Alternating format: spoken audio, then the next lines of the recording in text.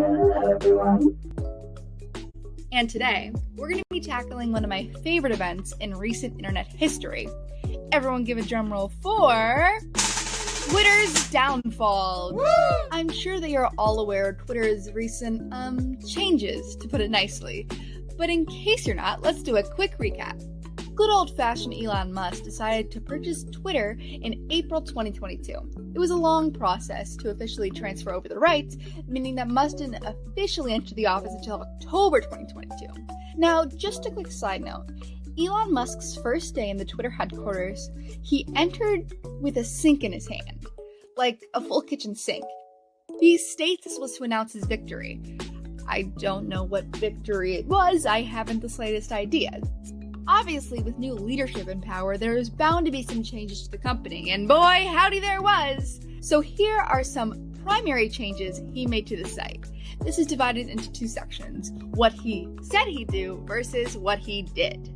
When he first bought the companies, his intentions were to, as stated, conduct mass unbanning of Twitter's users.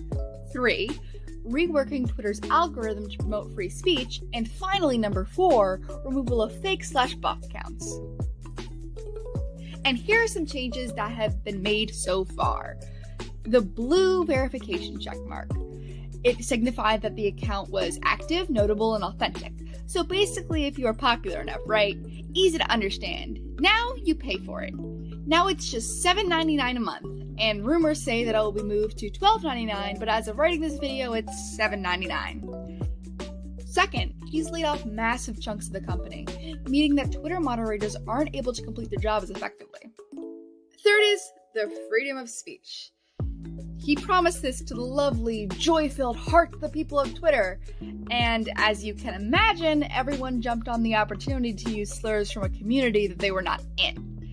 And with all this discourse that is currently going down, and it looks like it's most likely to continue, you get a few hidden gems if you dig hard enough. First off, now that people can buy the verification button instead of earning it, there have been many people on Twitter taking it upon themselves to misrepresent bigger figures. For example, when Elon Musk tweeted that comedy is now legal, and in his tweet announcing his freedom of speech initiative, as soon as all the posts attacking and making fun of Elon had been taken down via his directions, a bot-verified account replying with a tweet, "Comedy is now illegal." Recently, Elon put out a poll asking if he should step down as the head of Twitter, and 57% of people said yes. Even with the results, he decided against it. After all this went down, Snoop Dogg responded with his own poll, asking if he should step up as the CEO of Twitter. The vote was overwhelmingly in favor, with 80% of users voting yes. Elon was feeling a little provoked and reacted with, "No one wants to be the CEO of this company. It's just too difficult to keep alive. And oh, Buster Boy, the company was doing pretty well until you took over." Anyways, personal opinions aside, this is similar to that poll he ran asking the question, should former US President Donald Trump be allowed back on Twitter? And the result of that poll was an overwhelming yes, and the horse had been released back into the hospital. Elon promises moving forward to include Twitter polls for policy changes moving forward, so at least we have that. Because of all the recent changes that have been going down, some companies have even stopped advertising on Twitter entirely.